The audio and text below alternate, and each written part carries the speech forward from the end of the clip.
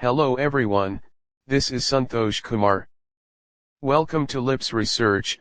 We craft comfortable international research education. Today we are going to see about runway markings. How can runway markings help your everyday flying? Here are some great facts to know about the runways you land on. Centerline stripes and gaps make great distance markers. Each runway centerline stripe is 120 feet long and 36 inches wide. The gaps between each stripe are 80 feet.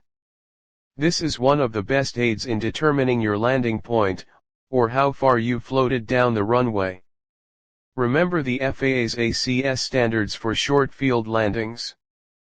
Private pilot applicants need to land within 200 feet of their chosen landing point. Commercial pilot applicants have tighter standards, and need to land within 100 feet of their designated landing point.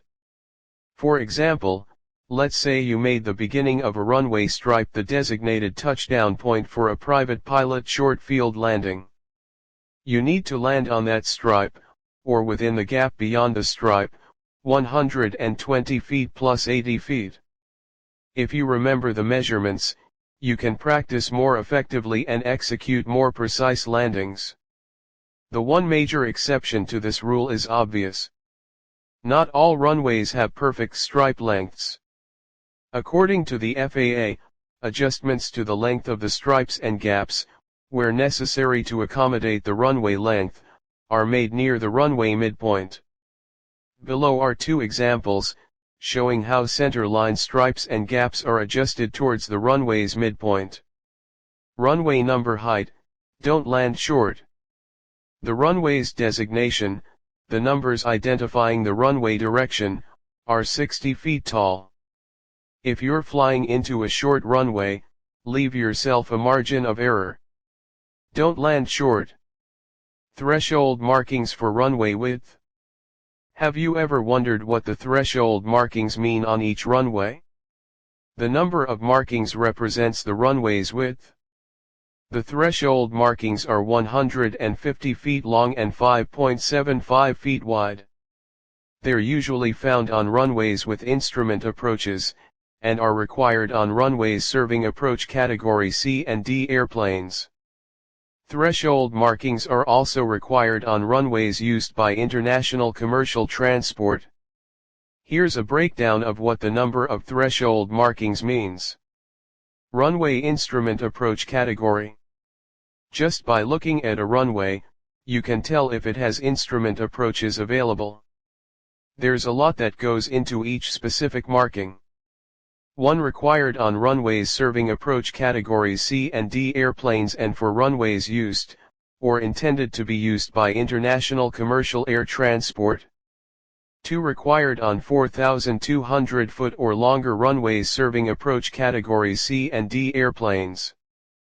3 required on 4,200 foot or longer instrumental runways. Aiming point markers.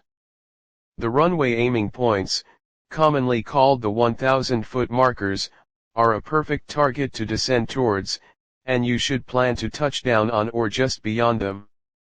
If landing performance allows, having some of the runway prior to your point of landing will ensure that you don't land short. There's rarely a time when landing on the numbers is safer than landing near the aiming point. The aiming points are 150 feet long and 20 feet wide. If a runway is shorter than 4,200 feet, the aiming points may be shortened to 100 feet in length.